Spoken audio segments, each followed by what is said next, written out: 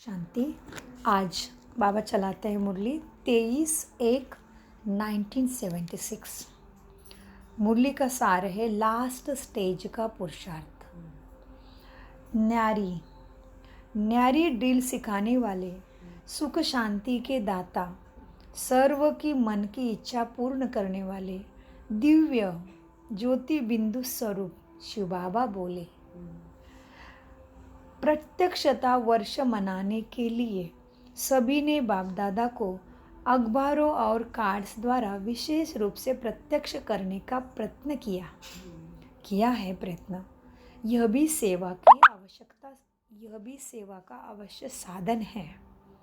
हाँ, बाबा कहते जो भी सेवा करते हो ये चीज़ें ज़रूरी है, लेकिन ये अखबार व कार्ड्स आदि तो उस दिन देखा, पढ़ा व सुना, फिर क्या हुआ, उनके स्मृति से निकल जाता है, फिर स्मृति में समा फिर क्या होता है, अच्छा। लेकिन ये अखबार व कार्ड्स आदि तो उस दिन देखा, पढ़ा, सुना, फिर स्मृति में समा जाते हैं। समाप्त तो नहीं कहेंगे, क्योंकि समय पर यही स्मृति जब अब समा गई वह स्वरूप में फिर आगे आएगी।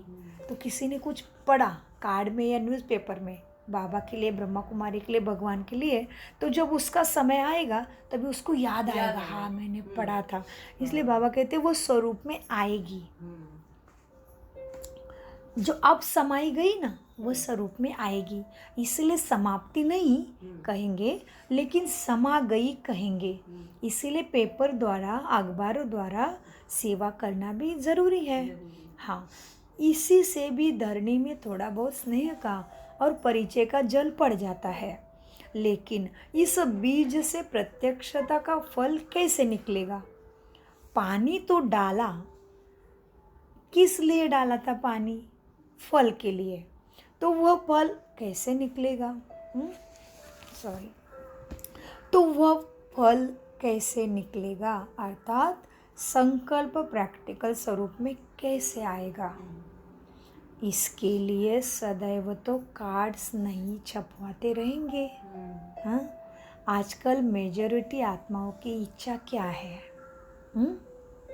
सुख शांति की प्राप्ति हो।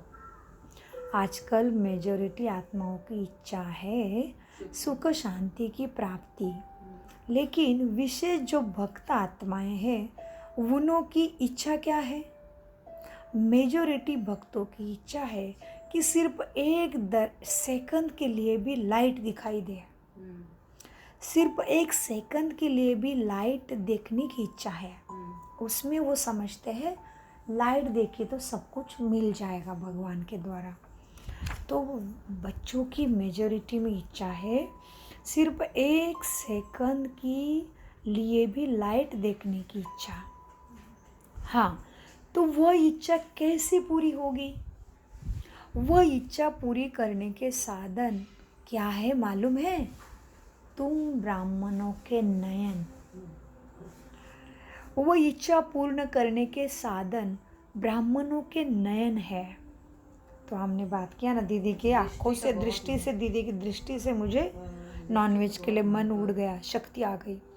तो बाबा कहते हैं वो इच्छा उनकी लाइट की पूरी करने का साधन है ब्राह्मणों का नयन। इस नयनों द्वारा बाप के ज्योति स्वरूप का भी साक्षात्कार होगा। यह नयन इसलिए ब्रह्मा बाबा के बहू को भी क्या दिखा? ब्रह्मा बाबा के आँखों में लाइट ही लाइट। जब वो सत्संग से उठ के निकल गए, बाबा सोच तो लगा, तो पीछे पीछे बहू गई कि क्या हुआ? तो बाबा बैठे थे, आंखें खुली थे और आँखों से लाइट दिखाई दी उसको, है ना? पूरी रूम भरी थी। जी, दादी जी को बाबा के आँखों में लाइट दिखाई दी, जो उनकी बहू थी बड़ी। तो बाबा ने यही बोला यहाँ पे, क्या बोला? अभी 76 में बाबा बता रहे हैं कि बच्चों, वो भक्तों की इच्छा पूरी करने का साधन क्या है? लाइट की इच्छा, तुम्हारी आंखें, ब्राह्मणों के नयन। इस नयनों द्वारा बाप के ज्योति स्वरूप का साक्षात्कार हो। ये नयन नयन नहीं है, ये नयन नयन नहीं दिखाई दे, आप ही तो लाइट का गोला दिखाई दे। इतनी योग अवस्था, ये नयन नयन नहीं दिखाई देंगे, आप ही तो लाइट के गोला दिखाई देंगे। जैसे आकाश में चमकते हुए सितारे दिखाई देते हैं, वैसे ही ये आँखों के तारे सितारे समान चमकते हुए दिखाई दे, लेकिन वह तब दिखाई देंगे जब स्वयं लाइट स्वरूप में स्थित रहेंगे। कर्म में भी लाइट रहेगा, अर्थात हल्कापन। कोई भी कर्म कर रहे तो भी आत्मिक स्मृति, वायुमंडल का प्रभाव नहीं, पुराने संस्कारों का प्रभाव भी नहीं। तो बाबा ने कहा कि कर्म में भी लाइट अर्थात हल्कापन और स्वरूप भी लाइट स्टेज की लाइट। स्वरूप भी कैसा होगा? लाइट स्टेज, लाइट स्टेज होगी, स्थिति लाइट होगी उनकी, हल्के हर्षित मुख, बस दादी जैसे नयन, निश्चिंत नयन, बाबा के प्यार में खोए हुए नयन, या किसी गुणों में खोए हुए नयन, और चेहरा भी वैसा दिख होगा। तो इसलिए बाबा ने कहा कर्म भी लाइट अर्थात हल्कापन और स्वरूप भी लाइट, स्टेज भी लाइट हो। जब ऐसा पुरुषार्थ व स्थिति व स्मृति स्वरूप विशेष आत्मा का रहेगा तो विशेष आत्माओं को देख, सर्व पुरुषार्थियों का भी यही पुरुषार्थ रहेगा। बार बार कर्म करते हुए अपने को चेक करो। हाँ, क्या करना है? जी, कर्म करते करते बार बार अपने को चेक करो कि कर्म में लाइट और हल्कापन है, कर्म का बोझ तो नहीं है ना? कर्म का बोझ अपनी तरफ खींचेगा। अगर कर्म में बोझ नहीं तो अपने तरफ खिंचाव नहीं करेंगे, बल्कि तुम कर्म योगी दिखाई देंगे, बल्कि कर्म योग में परिवर्तन हो जाएगा। तो प्रत्यक्षता वर्ष मनाने का स्वरूप और साधन यही सबकी बुद्धि में है ना? क्या केवल मना रहे हो? हाँ, बाबा कहते प्रत्यक्षता वर्ष मनाते टाइम क्या ध्यान में रहना चाहिए? स्वरूप बनना है ऐसे, और वो साधन बनना है। हाँ, किसका? भक्तों की इच्छा पूरी करने का। क्योंकि ये क्या मुरली है? लास्ट स्टेज का पुरुषार्थ। किसकी लास्ट स्टेज? किसकी? ड्रामा की? बाबा वापस जाने की? किसकी लास्ट स्टेज? स्वयं की, है ना? तो मुरली का हेडिंग ही क्या है? सब्जेक्ट और सारी क्या है? लास्ट स्टेज का पुरुषार्थ। तो बाबा कहते हैं तो प्रत्यक्षता वर्ष मनाने का स्वरूप और साधन यही सबकी बुद्धि में है ना? हाँ, ऐसा प्लान बनाया है ना? जैसे साकार में देखा कि जितना ही अति कर्म में आना, जितना ही अति कर्म में आना, विस्तार में आना, रमणीकता में आना, संबंध और संपर्क में आना, उतना ही अभी अभी संबंध संपर्क में आवे और अभी अभी न्यारे बन जाना। ये देखा ना साकार में? साकार में माना किसका? किसका पुरुषार्थ? ब्रह्मा का। जैसे साकार में देखा कि जितना ही अति कर्म में आना, माना कर्म में बिजी है, अति कर्म में आना, विस्तार में आना, रमणीकता में आना, अलग अलग प्रकार के कर्म हो रहे। रमणीकता माना एंजॉयमेंट चल रही, सेलिब्रेशन चल रहा है, और अति कर्म माना बहुत सारे कार्य खत्म करने हैं। हाँ, कोई प्लान है, कोई प्रोग्राम समझ लो। और विस्तार माना कर्म इतना बड़ा है कि उसको करना है, ये सारे कर्म है। तो बाबा कहते साकार में जैसे देखा कि जितना ही अति कर्म में आना, विस्तार में आना, रमणीकता में आना, संबंध और संपर्क में आना, उतना ही अभी अभी संबंध संपर्क में आते भी न्यारा बन जाना। जैसे संबंध व कर्म में आना सहज, वैसे ही न्यारा होना भी सहज। देखा ना साकार में।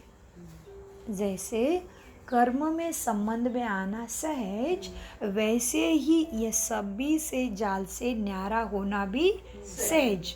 ऐसी प्रैक्टिस चाहिए। अति के समय में, अति के समय 1 सेकंड में अति हो जाए। यहाँ पे अति माना कोई भी चीज़ की, या मेरा पुरुषार्थ का स्टॉप स्टेज का हो, या परिस्थिति क्रिटिकल का हो, हाँ जी। तो अति के समय 1 सेकंड में अति हो जाए। अभी अभी अति, अभी अभी अंत।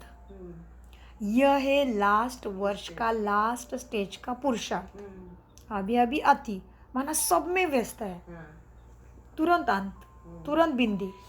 अभी अभी अति, अभी अभी अंत। यह है लास्ट वर्ष का, लास्ट स्टेज का पुरुषार्थ। ऐसे प्लान बनाओ, ये रिहर्सल करो, ये ड्रिल करो, अति और अंत की ड्रिल करो।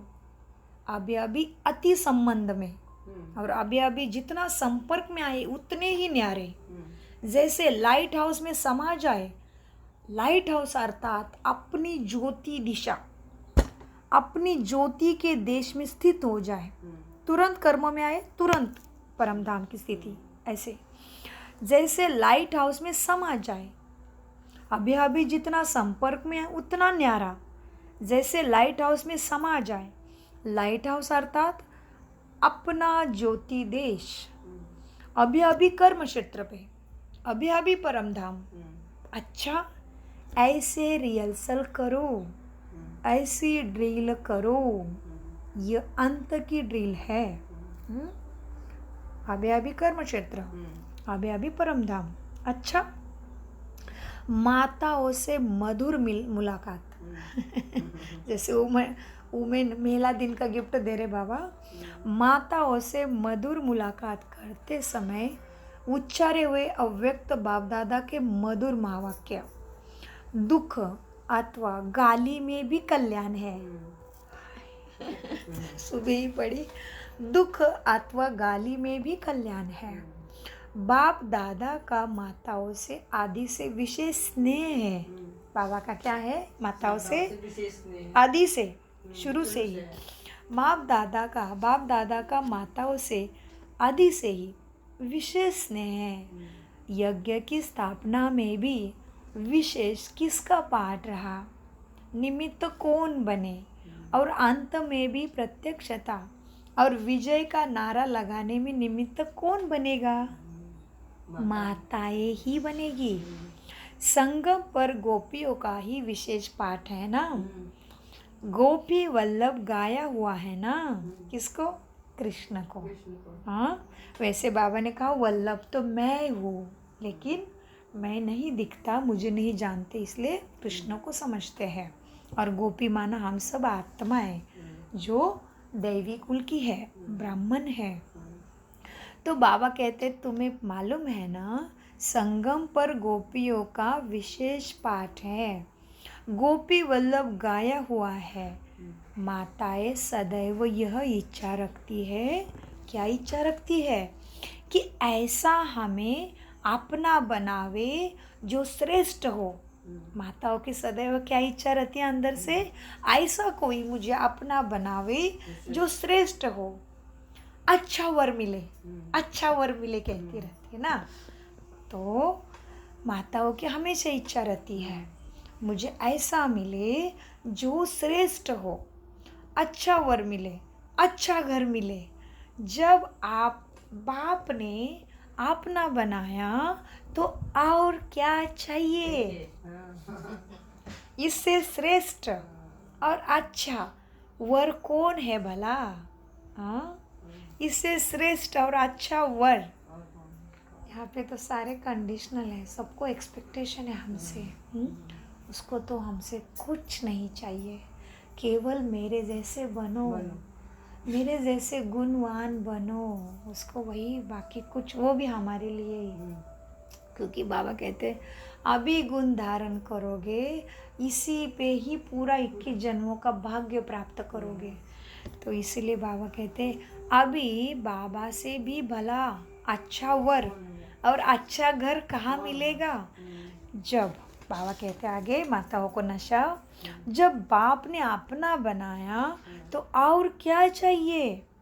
कोई भी इस कल्याणकारी युग में परिस्थिति आती है तो भी उस परिस्थिति को ना देख, वर्तमान को ना देख, वर्तमान में ही भविष्य को देखो।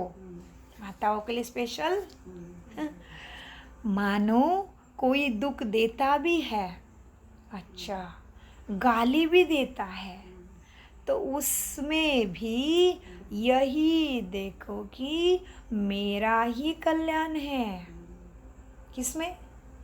गाली में। पेपर वाली बात है उसमें सबकी बात हो गई, उसी में आ गए। पहले से चिंतन कर बैठे आप, क्योंकि 5000 साल पहले यही अभ्यास किया था, इसलिए यही सारी बातें हमने प्रैक्टिकल की गायन किया अभी।